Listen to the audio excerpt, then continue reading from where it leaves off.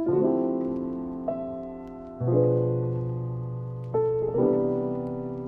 everyone and welcome back to my channel. This week we're going to be mood reading for a week.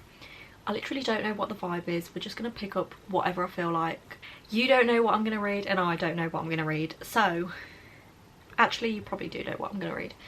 Anyway, I was supposed to start filming this video like 2 days ago on Sunday. But I didn't. But I did actually start and finish an entire book on... Well, I started it on Sunday, finished it this morning, and that was Belladonna by Adeline Grace. This book is on my October TBR. First of all, I'm really glad I finally read this book. I've been putting it off for so long. I think I've had it on my physical TBR since April. I think I got it for my birthday. And I've just been putting it off, and I have no idea why, because I actually really enjoyed this book. I physically read it and also listened to some of it on Audible. Not on Audible, sorry. On Spotify. The audiobook is on Spotify. So I did listen to some of it as well while I was working yesterday and today. And that definitely helped me get through it faster. I have made some notes because I love to make notes on the books I am reading, because otherwise I just completely forget everything about it because I have the memory of a goldfish. But, so, my notes were, so this is like a gothic fantasy. This very much gives me One Dark Window vibes because it's about a girl. The main character is called Signa, and it also reminds me of Ninth House. Okay, this is already really disorganised and I've only just started. So, this is about a girl called Signa who is an orphan. Basically, everywhere... When she was a baby, her mom died, and basically she's been passed around through loads of different family members who have looked after her, and everyone around her dies. And she can see spirits, and so she can see spirits. Everyone around her dies, but she does not die. Signa, she can't die, and she meets this character who is death. He is literally death. So every time she is around death, she is near death, death shows up. Does that make sense? Anyway, so this reminds me of One Dark Window, because in One Dark Window, Elspeth has something in her head called the Nightmare that no one else knows about. Only she knows about it, and only she can converse with it and speak to it. In this book, only Signa can see death. No one else can see death. Anyone death touches dies, but when death touches Signa, she doesn't die. So they have this relationship. It's a romance with death, and in the beginning she hates him. Anyway, it reminds me of Ninth House because she can see spirits, because that is a thing in Ninth House. There is a murder mystery aspect to this book. That is like the main plot line, is a murder mystery. Oh, there's a masked ball, which I thought was really cool. In terms of enjoyment of this book, there were like 2 main reveals, I would say, in this book. And the first reveal I did guess, like I knew right from the beginning that was going to happen. The second one, I didn't predict it, but when it was revealed I wasn't shocked, if that makes sense. Like in my head I wasn't thinking this is going to happen, but then when it did happen I was like, okay, yeah, fair, that is foreseeable. So in terms of writing, I did really enjoy this book, and I constantly wanted to put the audiobook on so that I could carry on doing things while listening to it, because I was really enjoying myself. I will say that the audiobook, the narrator was a woman, and she did different accents, and like the one thing that annoyed me about this was, so the narrator is British, and for like the poorer people, because this book is set like a couple hundred years ago, like when there was like castles and lords and stuff like that, when she was talking about like, or she was doing the voice of like a more lower class person, she'd put on a northern accent, and then when she was doing an upper class person, she would sounds southern. And I didn't like that, because why are northern people... I just don't like that. I don't like that. But, okay, in terms of rating, I think I'm going to give it a 4-star. Because I did really enjoy it, even though it was predictable to me. I did really enjoy it. I don't know that I will continue the series. I feel like this is fine as a standalone. There was something at the end that like set off the next book, or like set up the new book, the next book, but I don't know that I'm that interested to continue the series. But I did enjoy this one, so I think I'm gonna give it 4 stars. So that's that one done. I don't know what I'm gonna read next, but when I've picked a book, I'll let you know. Okay, I really need to get better at updating when I'm actually in the middle of reading books and giving updates throughout the book.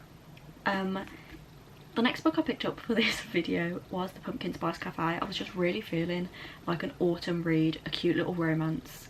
I just really wanted something that was just vibes. So I picked up this book because I heard that it's just vibes. And I really loved this book. I ended up reading it in about 3 hours. It was so fast. It was so cute. Yeah, so that's why I didn't update throughout, because I was just really into this book. So before I picked up this book, all I'd heard about it was it's Gilmore Girls in a book. And that's like all anyone ever says. So this book actually is about a girl called Jeannie who moves to this small town called Dream Harbour to take over her aunt's cafe because her aunt retires. And she moves from Boston. She's a city girl. Her boss just died, so she moves to this small town for like a fresh start, and takes over this cafe. There is like a mystery element to this book because the cafe has been having problems and it's like someone is sabotaging the cafe, so that's a mystery element to it. And then there's also the romance between Jeannie and our MMC, who is called Logan, who is like a farmer who runs the farm nearby, and he basically delivers produce to Jeannie's cafe, and that's how they meet. And it's a very small town, everyone knows everyone. Logan is absolutely based on Luke from Gilmore Girls, who runs the coffee shop, and Jeannie is absolutely based on Lorelai because she's just the same energy, like they're the same energy.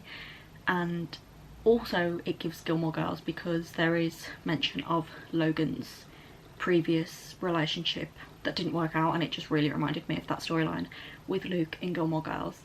But yeah, this was really cute. There was like a whole found family element. It was spicy for a few scenes, so I will just warn you of that if you don't like spice. There is a few spicy scenes in this, but overall it was really, really cute, really fast paced. And I know everyone says it's Gilmore Girls vibe, it's perfect for autumn, but it truly is. This really got me in a cozy mood. So I gave this 4 stars. Did I give Belladonna 4 stars as well? Yeah, I gave Belladonna 4 stars as well. So this mood reading vlog, to be fair, is going well so far, but I'm hoping we can find a 5-star read in this video. So I don't know what I'm going to pick up next, but I will let you know as soon as I do, and I will try and actually update throughout the book rather than just at the end after I've already finished it. So yes, 2 books down in this video, and I don't feel like stopping anytime soon, so let's see how many books we can get read. Okay, hello. So I started reading The Housemaid is Watching on my lunch break today, so I thought I'd give an update while I actually remember to update. So I'm on page 83, which is chapter 14, so about 25% into this, and I forgot how easy it is to read these books. I haven't read a Freida McFadden book in a while. I think the last one I read was One by One a few months ago. And yeah, I just really forgot how easy these books are to read. So this follows Millie, who was the housemaid in the first 2 books. This follows her about 20 years later. She's settled down with Enzo and her children, and has just moved into this new town, this new house. And so far all we know is that her neighbours are really weird. Like, the one neighbour has a son a similar age to hers who keeps him on a lead, and then her other neighbour just seems like she's constantly flirting with her husband and just seems like a bit of a bitch. So we don't really know who to trust at the moment. I also feel like there's some tension between Enzo and Millie, but other than that, nothing has happened, like genuinely nothing. We don't know what's going on. Millie just feels like something is maybe wrong with the house or the neighbourhood, because the house they just bought, they got it for a lot cheaper than they should have. So she just sort of thinks something's wrong, but we genuinely don't know what yet. And that's literally all I have to say so far. It's really fast paced to read though, again, like all of these books are, so I'm hoping I can get a bit further in later on and hopefully have a proper update for you. But yeah, so far so good. Very excited to be reading this, and I'm very happy I picked it up, and I can't wait to pick up The Boyfriend. I am once again remembering to update this video, so I'm on page 271 of The Housemaid is Watching. I have about 30% left. Guys, I'm loving this book. I don't know, I've heard really bad reviews about this one, and I don't know why, because I'm really enjoying it. I don't know if the ending's gonna be bad, but I do not trust a single soul. The only person I trust is Millie, which is crazy considering she's the convicted criminal. But I don't trust the kids, I don't trust Enzo, I don't trust the neighbours. There's a dead man. Like, so much is going on and I don't know who to trust, I don't know where to look. I genuinely do not have any theories. My theory at the moment, I feel like, is just the most obvious thing that's being alluded to in the book. So I don't know. I just don't know what's going on. I think I'm just going to try and sit down and finish this now on my lunch break. I have an hour lunch break, so hopefully I can read 100 pages in an hour. This has been reading very, very fast, but we'll see. But I'm definitely hoping to finish it today. I genuinely do not know what to say. Like, I understand. I think some people have said like they don't know why there needed to be a third one in the series. But it's really cool to see them like 20 years later, after Millie has changed, sort of. It's crazy, and I definitely feel like one of her children in particular is taken after her. So yeah. I have nothing else to say other than I'm still really enjoying it, and this, if the ending is good, this is shaping up to be a very high rating. Okay guys, it's the next morning. I genuinely have no idea why this book has such bad reviews. Genuinely no idea. This is my 9th Freida McFadden book that I've read. And I loved this so much. I loved following Millie again and her family. I loved it. Did not expect what happened. I had like one suspicion, I think I said earlier. Wasn't that at all. Yeah, I didn't expect anything. Maybe I'm just stupid. I say this with every thriller. Like, I always feel really dumb that I don't guess it when people are like, oh my god, I guessed that. But I didn't guess it, so maybe I'm stupid. But either way, really enjoyed it. I'm giving this book 5 stars. Honestly, I wouldn't even be mad if there was a 4th one in this series, to be completely honest. Maybe where we follow Ada, Millie's daughter. That would be cool. I really enjoyed this. I really did. Everyone was suspicious, everyone was weird. Yeah, I didn't expect the ending at all, and I'm chuffed. So 5 stars. So in this video so far we've read a fantasy, Belladonna, a romance, The Pumpkin Spice Cafe, a thriller, The Housemaid is Watching, and now I want to go back to fantasy. I feel like we've done a good loop, a good variation of books, and now I feel the need to go back to fantasy. I just woke up this morning really wanting to pick up The Darkness Within Us by Trisha Levenseller. This is the 2nd book to the Shadows Between Us series. This one is actually the Fairy Loot edition. The Shadows Between Us edition that I have is so old. It's like the indie published version, and I have no idea. Like, I must have read that book like 3 or 4 years ago now. I loved that book so much. It was a 5-star read. That book stuck with me. That book follows a girl called Alessandra. I don't want to say too much. I don't know if this book follows directly on. I know it's about Alessandra's sister, Chrysantha. I'll just focus on this one because I think you can probably read them separately. So, The Darkness Within Us. This is about a girl called Chrysantha, as I just said. It says, by hiding her intelligence and ambition behind the mask of a beautiful airheaded girl, she's become a wealthy duchess. And once her elderly husband dies, she will have all the freedom and money she's ever wanted. Or so she thought. A man claiming to be her husband's estranged grandson has turned up to steal her inheritance. And to make matters worse, her little sister Alessandra is about to become queen. So Chrysantha resolves to upstage Alessandra at her own wedding, and as for this grandson, he may be extremely handsome and mysterious, but he has to go. It's definitely going to be enemies to lovers. The first one was also enemies to lovers. Oh, okay. Okay, the author has written some of the tropes in the front of the book. So it's knife to the throat, monstrous love interest, real enemies to lovers, etiquette lessons, and reverse coming down the stairs. Okay, I genuinely can't wait for this. I can't wait for this. The dedication in the front is a Damon Salvatore quote from the Vampire Diaries. Stunning. This Fairy Loot edition is just beautiful as well. Like, I can't get over how pretty this is. It looks nothing like the indie published version that I have, The Shadows Between Us, but that doesn't even matter. Yeah.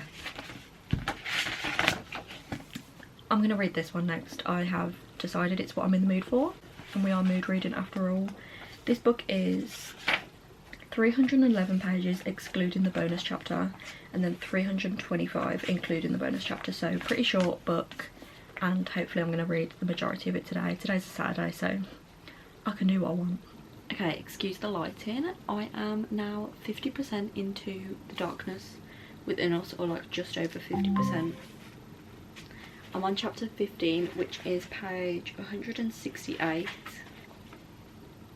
I'm enjoying this so much. It took me like a while to get back into the world because, like I said, I think it's been like 2 or 3 years since I read the first one. I'm actually going to double check right now because I really want to know when I read it.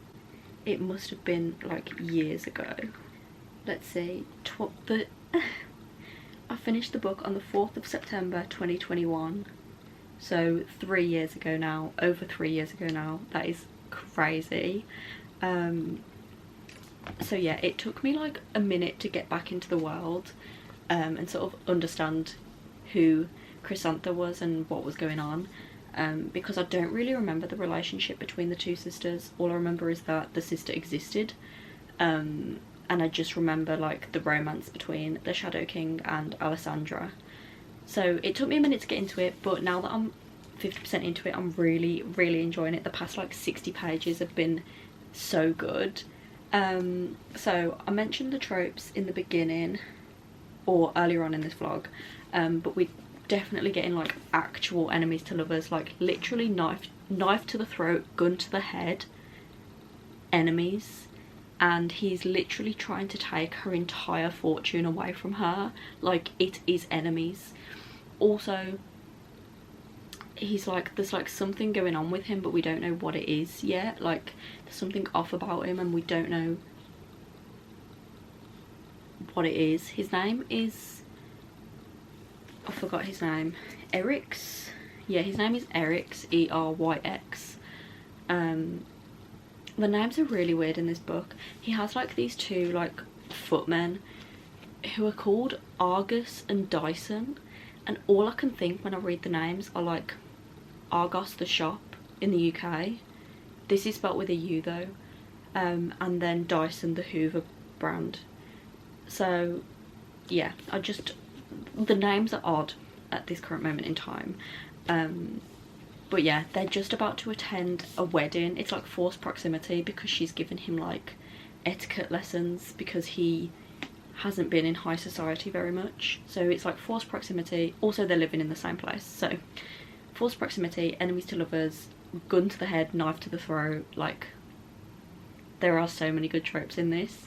And yeah, I just can't believe how much I'm enjoying this. I mean, I knew I would because I loved the first one, but I was a little bit worried that because it's been so long, like maybe I thought I loved it more than, or I loved it a lot back then, the first one, and I wouldn't like this one as much now. But I am enjoying this one a lot. So yeah, I have 50% left, and I just can't wait to see how this ends. They're obviously going to end up together because that's a given, but I just want to know how we get there.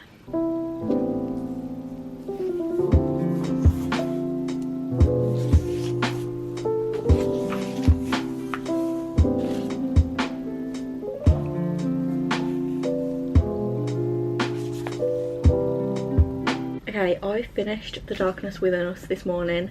My goal was to read most of it yesterday and then finish it today, and that's exactly what I did. I am going to give this 4 stars. I feel like I've rated every book in this video 4 stars. Belladonna, The Pumpkin Spice Cafe. I feel like I've given everything 4 or 5 stars, but that's not a complaint. I really enjoyed this. I will say, like, it is no spice. Like, there is a romance between Eryx and Chrysantha, but there's no spice. It's like fade to black. So if you don't like spice, this is a good one for you. I'm pretty sure The Shadows Between Us was the same. I really loved the romance between Eryx and Chrysantha. It was genuinely a real enemies to lovers. Like, they were enemies for the majority of the book. So it was definitely an enemies to lovers. I really don't have much to say. I really enjoyed this book, and I'm glad I read it, because now I don't know if there's going to be any more books. I doubt it, because we've just followed the 2 sisters, so that should be the end of it. I love how the sisters' relationship developed in this one. I thought that was really cool. I really like Alessandra as a character anyway, so to see her appear in this book was really cool. And I also love the Shadow King, and he was obviously in this book as well, so yeah. I'm glad I finished out this duology. I really don't have much else to say. I feel like I've had a really, really good reading week by mood reading the whole time. So we read Belladonna, The Pumpkin Spice Cafe, The Housemaid is Watching, and The Darkness Within Us, and they were all pretty high ratings. They were all 4 or 5 stars, so yeah, I can't really complain. But yes, that is going to be the conclusion to this mood reading vlog.